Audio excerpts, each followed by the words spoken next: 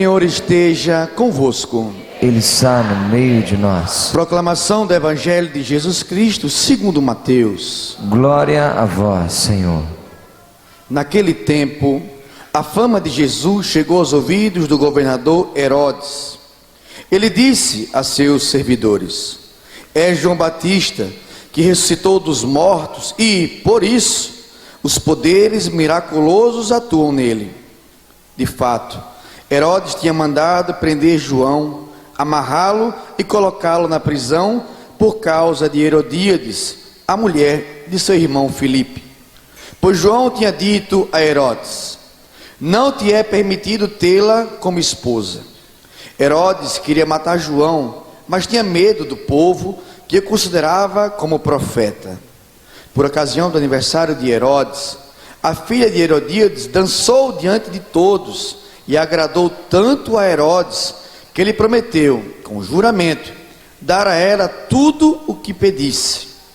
Instigada pela mãe, ela disse: dá-me aqui, num prato, a cabeça de João Batista. O rei ficou triste, mas, por causa do juramento diante dos convidados, ordenou que atendessem o pedido dela. E mandou cortar a cabeça de João no cárcere.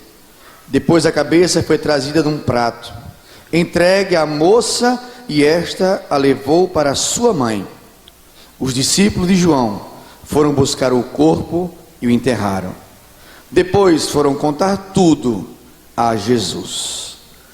Palavra da salvação. Glória a vós, Senhor.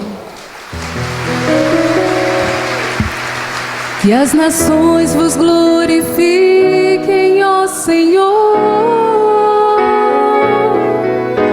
Que todas as nações vos glorifiquem. Que as nações vos glorifiquem, ó Senhor.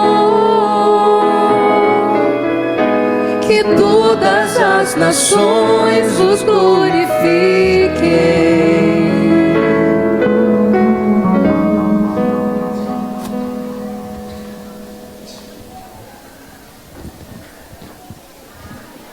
Meus irmãos, minhas irmãs, a liturgia da palavra neste sábado, em que o Senhor quer falar ao meu coração e ao seu coração, nesse nosso aniversário da missão de Aracaju, nesse Terra de Milagres, ela é providencial, porque nos coloca diretamente em contato com a obra do amor de Deus pelo seu povo. A primeira leitura vai mostrar exatamente o cuidado de Deus com a sua obra. O ano jubilar, aquilo que foi estabelecido ali por Moisés no Sinai, em contato com Deus. O cuidado de Deus com as pessoas, com a obra da sua criação.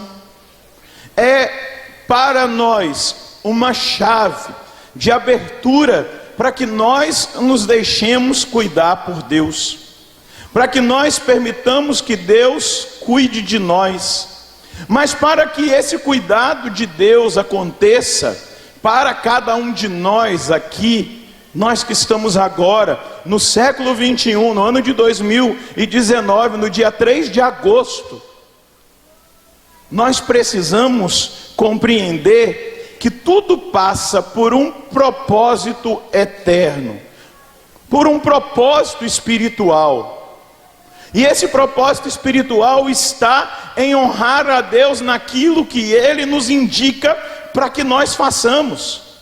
Honrar a Deus dando abertura de coração para que a vida sobrenatural aconteça na nossa vida humana do dia a dia, na nossa caminhada. E essa vida espiritual, ela é estabelecida por princípios eternos, por princípios espirituais, que nós precisamos obedecer, que nós precisamos seguir, para que o território do nosso coração seja verdadeiramente terra de milagres, onde Deus atua, onde Deus tem liberdade para operar, onde Deus tem força de operação, porque nós damos para Ele o espaço.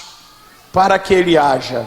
Moisés estava trazendo um recado de Deus a respeito da terra e a respeito da justiça que precisava ser executada na vida de cada pessoa, o respeito que precisa ter com cada pessoa naquilo que ela adquiriu, na terra que é pertença dela. E Deus vai dando aqui a direção na primeira leitura.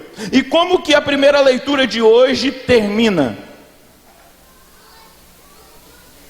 Não vos leseis uns aos outros entre irmãos, mas temei o vosso Deus. Diga comigo, temei o vosso Deus. Diga comigo, eu preciso temer a Deus. E temer a Deus não é ter medo, é amá-lo de todo o coração, com todo entendimento, com toda a força de alma, que me leva a não querer desobedecê-lo, contrariá-lo, que me leva a fazer propósitos de amor.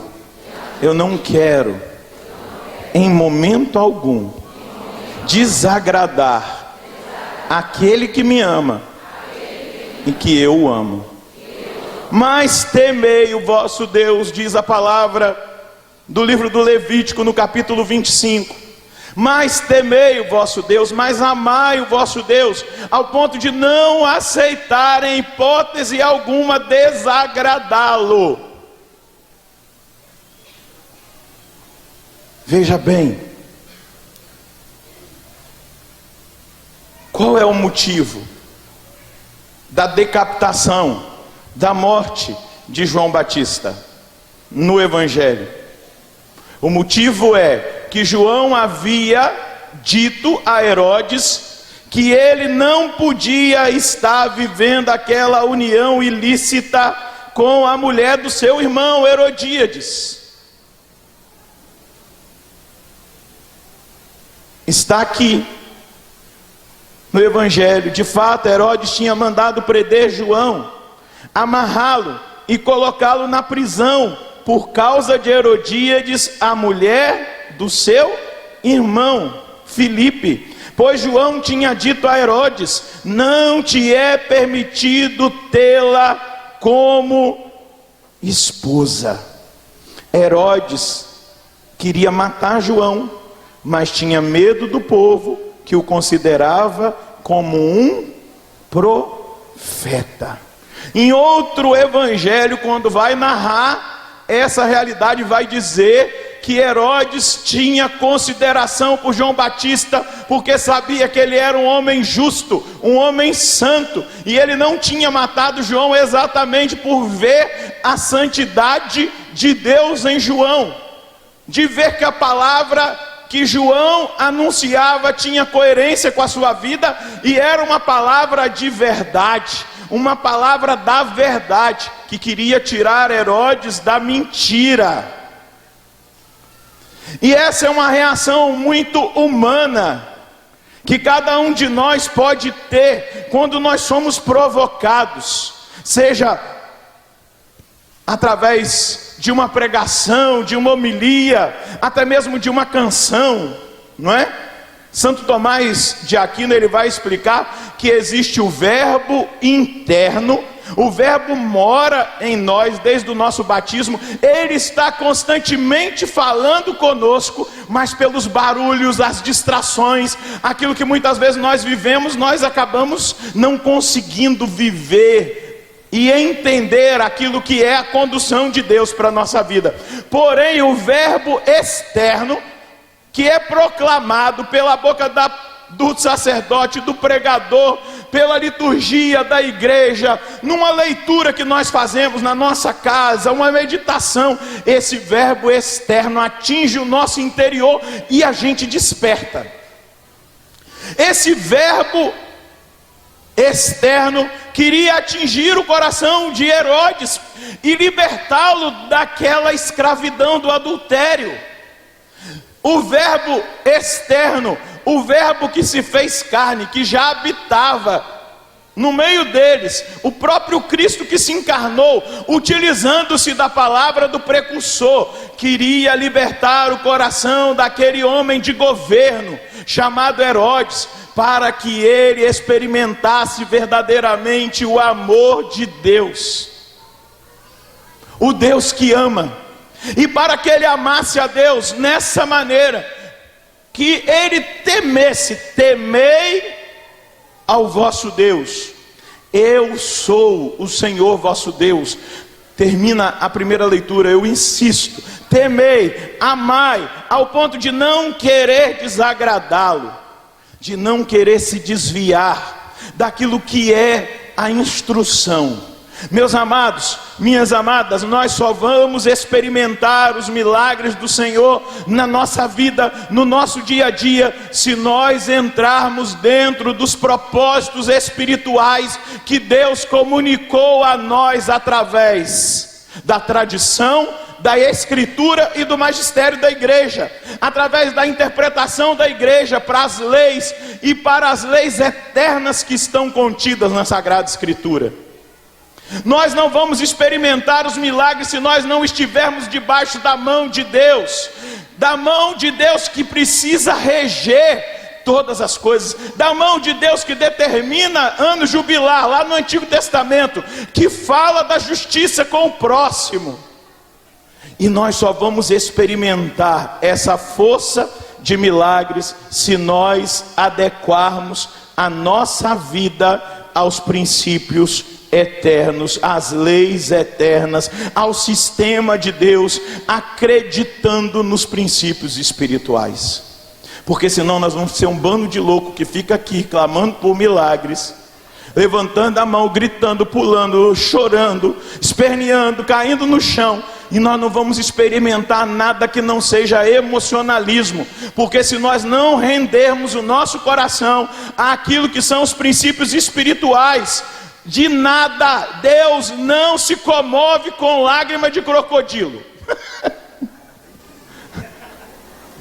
Desculpa, não adianta chorar aqui, sair no portão e continuar na vida errada.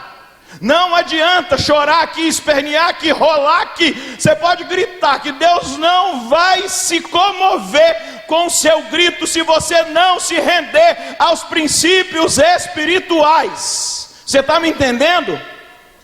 Eu não vou enganar vocês, e eu não vou pregar para vocês para aliviar a barra, porque quem será cobrado serei eu, que estou com o microfone na mão. Eu não vou enganar você que deseja. Deus pode até fazer e faz milagre na vida de gente torta. Eu já vi, mas não para que a pessoa continue torta, mas para que ela se endireite. Amém?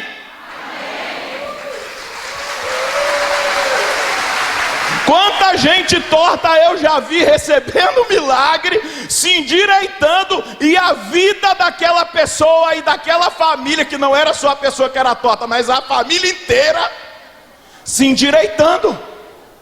Mas eu preciso dizer para você, Deus não fará milagre se não for para endireitar a sua vida. Deus não fará milagre se não for para a sua salvação.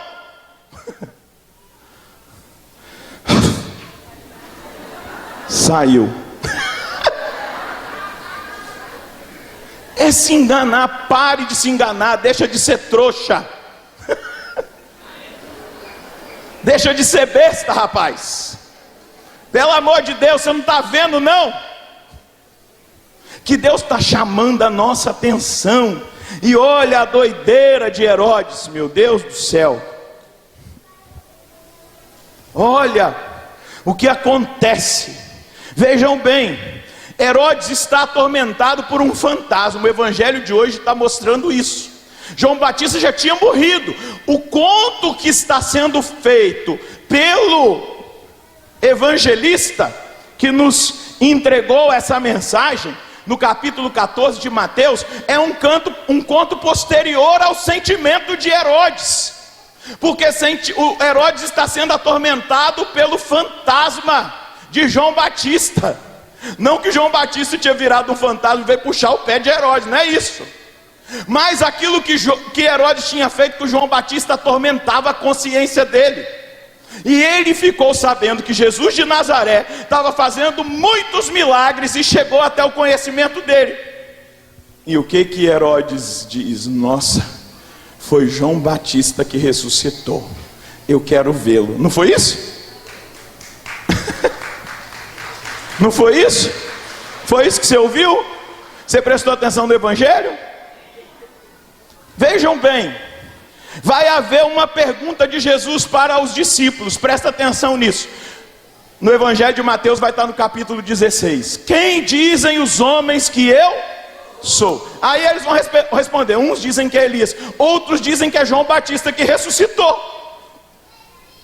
É o mesmo pensamento de Herodes que estava no meio do povo. Eles não entendiam o Messias ainda, eles não o acolhiam como Messias. Viam que ele era um homem poderoso em Deus e ficavam pensando, quem é ele? Será que ele é Elias? Porque tinha lá, né, na escritura dizendo que Elias viria antes de vir o Filho do Homem.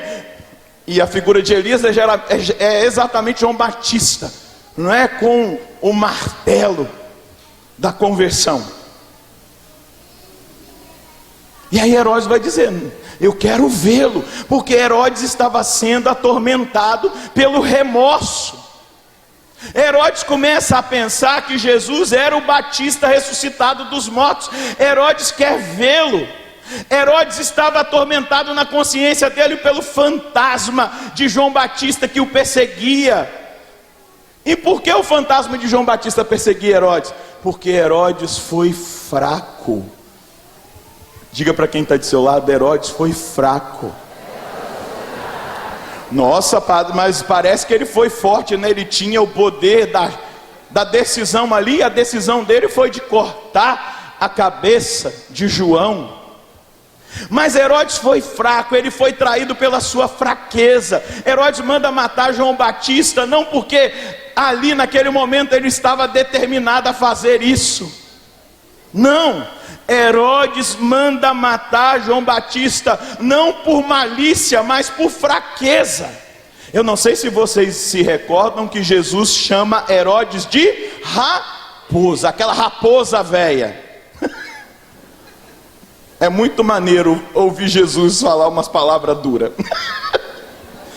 Víbora, raposa velha. E por que ele chama Herodes de raposa? Exatamente por causa da fraqueza de caráter de Herodes. E qual era a fraqueza de caráter de Herodes? Por que Jesus fala de uma raposa? Porque a raposa, ela tem em si, e aí eu vou contar uma anedota do padre Edmilson aqui, tá? Vocês conhecem o padre Edmilson? Lá em Cachoeira tem duas raposas lá embaixo. Mora perto da casa que o padre Edmilson morava, a casa de Nazaré. Elas ficam escondidinhas lá. E aí a gente precisa entender o caráter da raposa, para nós entendermos por que Jesus chama Herodes de raposa, e entender o que Herodes faz com João Batista, e que pode ser também a fraqueza do nosso caráter, da falta de decisão. A raposa, ela tem em si a maldade, a crueldade, mas ela não tem coragem de se expor. Ela é traiçoeira, ela não faz para todo mundo ver. Ela não ataca como um leão ataca, como um tigre ataca, como um cachorro morde. Na Cachoeira também tem muito cachorro. Muito cachorro em Cachoeira. Na Canção Nova, cachorrada da bexiga. Às vezes você já ouviu às vezes você já ouviu alguma cachorrada latindo na hora da missa. Já ouviu? Olha, teve um dia que eu estava celebrando a missa que falava assim: até os cachorros, os animais fizeram jejum, do profeta Jonas. Quando eu falei até os animais fizeram jejum, a cachorrada começou, ficaram revoltados, porque eu não queria fazer jejum, né? Aí eu terminei de proclamar, ou melhor, terminado de ler a primeira leitura, quando eu fui fazer a homilia, eu falei, tá vendo, os cachorros se manifestaram. E eles gostam de fazer barulho nas horas de silêncio. Fecha o parênteses. A raposa não tem coragem de se expor, de executar aquilo que está no plano da cabeça dela. Ela faz as coisas sorrateiramente, ela faz de forma de armadilha. Então eu vou contar agora a anedota do Padre Edmilson. O Padre Edmilson gosta muito de galinha. Então ele estava criando uma galinhada lá na casa de Nazaré, muitas galinhas. Chegou na minha sala, no meu nome, uma chocadeira no dia do meu aniversário. Eu achando que eu tinha ganhado um presente, chegou uma caixa grande no meu nome, falei, nossa, mandaram um presente para mim no dia do meu aniversário. Quando eu abro, é uma chocadeira. Aí quando eu vi que era uma chocadeira, eu sabia que ninguém tinha mandado chocadeira para mim, que era dele, que tinha vindo do meu nome.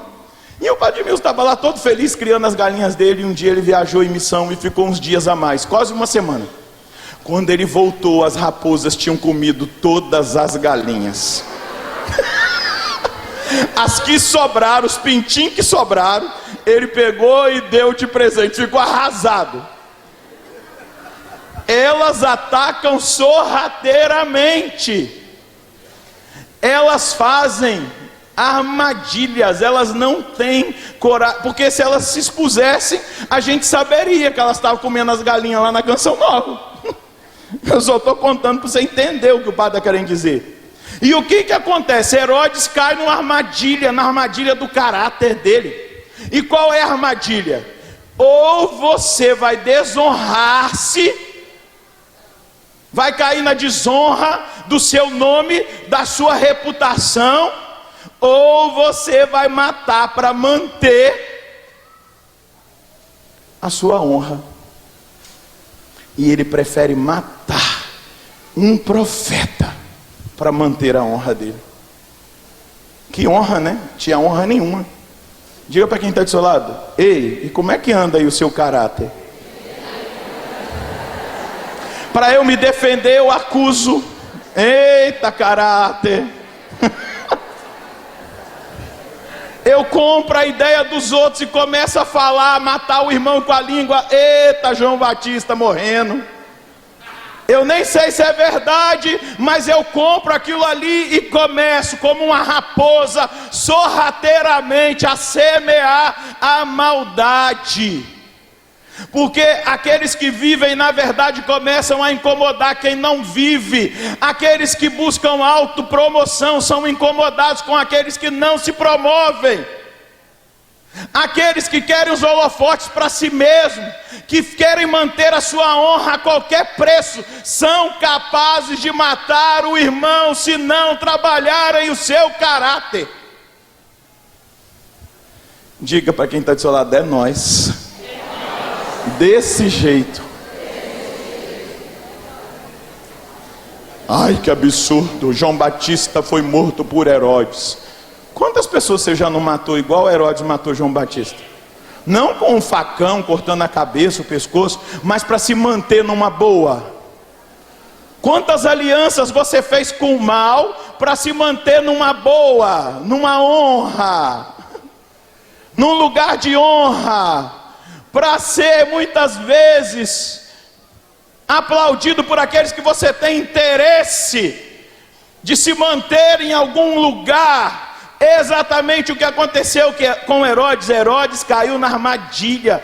Ou você perde a sua honra diante dos convidados, ou você mata para manter a sua honra. João Batista foi morto exatamente porque Herodes amava mais a sua imagem do que a vida de João, do que a justiça, do que a santidade.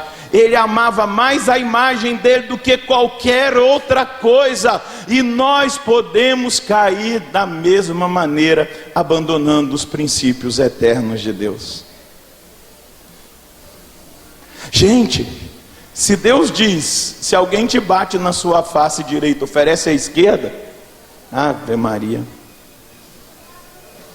Se Deus diz, usando uma palavra forte, se o teu olho te leva a pecar, arranca-o. Claro que a gente está mandando um monte de gente ficar andando sem olho aí, Mas ele está usando uma palavra forte para dizer como nós devemos tratar o pecado. Nós não podemos nos aliançar, nós não podemos ceder à fraqueza do nosso caráter.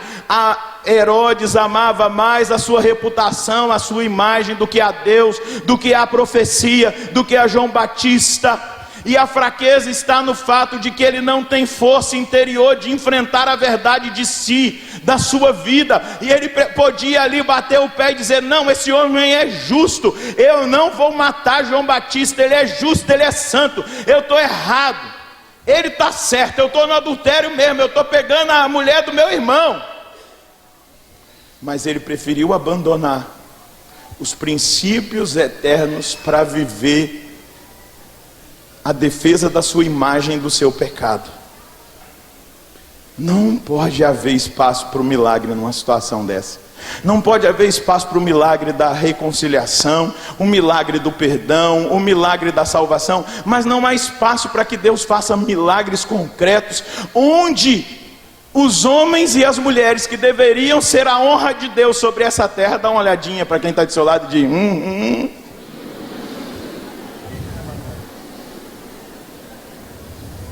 Nós deveríamos ser a honra de Deus nessa terra.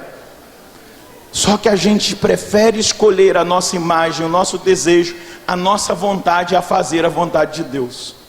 E aí nós vamos sendo desonra de Deus no trabalho, nós vamos sendo desonra de Deus dentro da própria igreja, nós vamos sendo desonra de Deus na sociedade, nós vamos sendo desonra de Deus para aqueles que estão nos circundando e que nem são da igreja. A gente vai sendo desonra de Deus porque nós vamos sempre defendendo a nossa imagem, a nossa vontade. A gente vai tendo essa fraqueza de caráter ao invés de assumir, porque, meus queridos, quem assume a verdade na sua vida tem poucos amigos mesmo.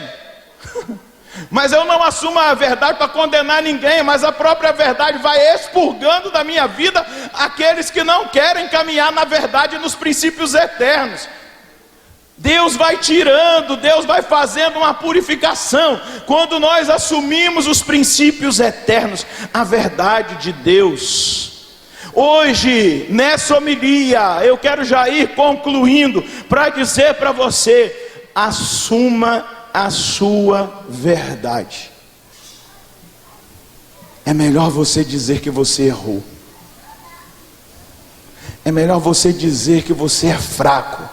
É melhor você assumir a sua fraqueza para experimentar a salvação, para não ser uma raposa traiçoeira. Meu Deus, será que diante dos meus olhos tem raposas traiçoeiras?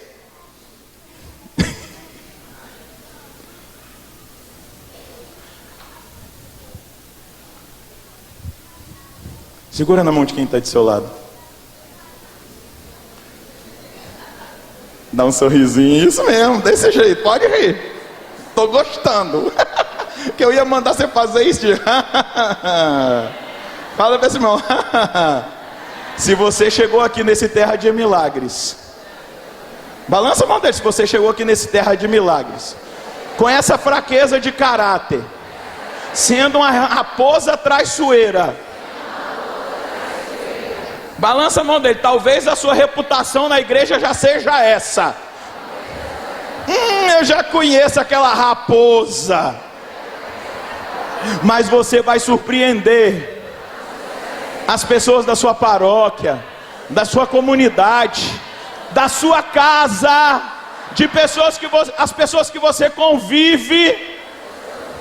De raposa, você vai sair desse terra de milagres como um cordeiro manso, seguindo ao Cordeiro de Deus, que mansamente caminha na vontade de Deus.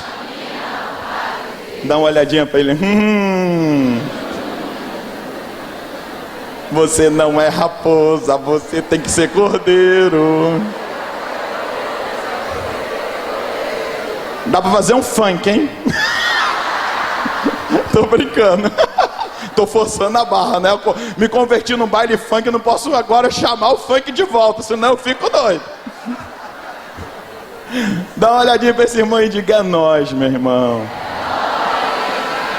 Deus estava amando Deus estava amando Herodes, Fala, Deus estava amando Herodes. Deus estava amando Herodíades. Deus estava amando Salomé, aquela sensual que dançou lá, encantou todo mundo, através de João Batista. Balança a mão da irmã, através de João Batista, através da profecia, através da verdade. Mas ele escolheu ser raposa.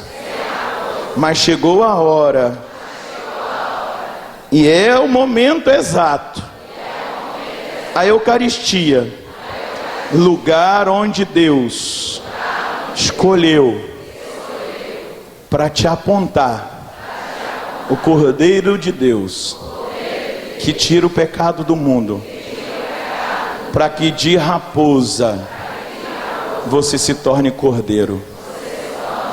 Como um manso cordeiro, Jesus subiu em silêncio para fazer a vontade de Deus.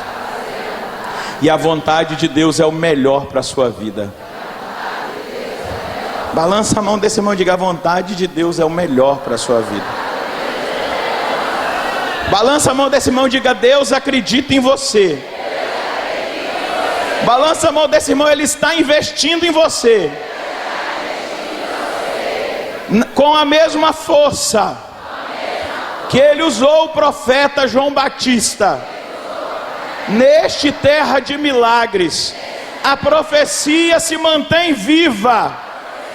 E a profecia de amor entra no propósito de Deus, entra no princípio, entra no valor, entra na justiça, e você será abençoado, e você experimentará milagres, e você prosperará espiritualmente, e você verá os sinais de Deus na sua vida.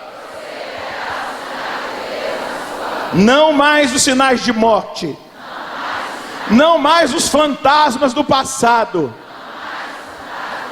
mas o propósito de Deus estabelecido para você. Aleluia, aleluia. Pode aplaudir. Eu só queria dizer para você algo importante no final dessa homilia. A moralidade de Cristo não é de outra época. A moralidade de Cristo é de outro mundo. Aquilo que Cristo propõe para a igreja não é de época. Ah, isso aí era coisa lá do Antigo Testamento. Ah, isso aí era coisa lá da época de Jesus. Ah, isso aí era coisa da Idade Média. Ah, isso aí era o pensamento da igreja antes do Concílio Vaticano II. A moralidade de Cristo não é de época, ela é de outro mundo. Porque Ele disse: o meu reino não é deste mundo. E você quer entrar debaixo do governo de Deus, do reinado de Deus? Então viva aquilo que não é deste mundo. Viva os princípios que não são os princípios mundanos. Viva os princípios de Deus. Fica de pé um pouquinho, a gente precisa terminar. Segura na mão desse cordeiro que está aí do seu lado.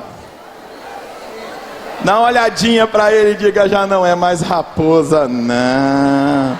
É um cordeiro é um cordeirinho de Deus. Que coisa mais maravilhosa. Segura na mão dele e diga: você é abençoado. Deus quer fazer você caminhar na bênção. Deus quer fazer você experimentar a bênção. Deus quer fazer você caminhar no propósito. Deus quer te dar a graça do milagre. Mas não dá para viver debaixo do reino desse mundo. Não, do comportamento desse mundo, da corrupção desse mundo. Chegou a hora, cristão. Balança a mão dele. Chegou a hora, cordeiro. Aleluia. De você se deixar guiar pelo propósito de Deus. Segurando na mão desse irmão aí, eu quero proclamar uma palavra de São Cirilo de Jerusalém, da tradição. São Cirilo vai dizer: quem se encontra nas trevas, ao nascer do sol, recebe nos olhos a sua luz, começando a enxergar claramente as coisas que até então não via. Assim também aquele que se tornou digno do Espírito Santo, recebe na sua alma a sua luz, e elevado acima da inteligência humana, começa a ver o que antes ignorava. Aquilo que você ignorava neste acampamento, terra de milagres, Deus está te possibilitando pela força do Espírito de você começar a enxergar. Amém? Você está entendendo? Porque nós seremos sim um povo de milagres, nós seremos sim um povo de justiça de Deus, nós seremos a honra de Deus sobre essa terra, se nós nos submetermos aos princípios eternos. Olha o cordeirinho que está do seu lado, olha, oh, coisa mais linda. Dá uma olhadinha para ele e diga: se você está com cara de raposa, dá uma sacudida nele aí. Você está com cara de raposa ainda, traiçoeiro, que o Espírito agora te faça um cordeiro, coração limpo, puro, manso, obediente. Fala: Espírito Santo de Deus, coloca nesse meu irmão esse desejo de viver os propósitos eternos, os princípios do céu, a vontade de Deus para a vida dele. E a partir de agora, com esse consentimento do coração dele, essa terra de milagres, que é esse meu irmão, vai começar a experimentar o extraordinário, a bênção, os milagres, a prosperidade espiritual, toda sorte de bênção. Realiza, Senhor, na vida, no coração, na história desse irmão, essa linda obra de salvação. Muito obrigado, Jesus. Muito obrigado, Jesus. Muito obrigado, Jesus. Muito obrigado.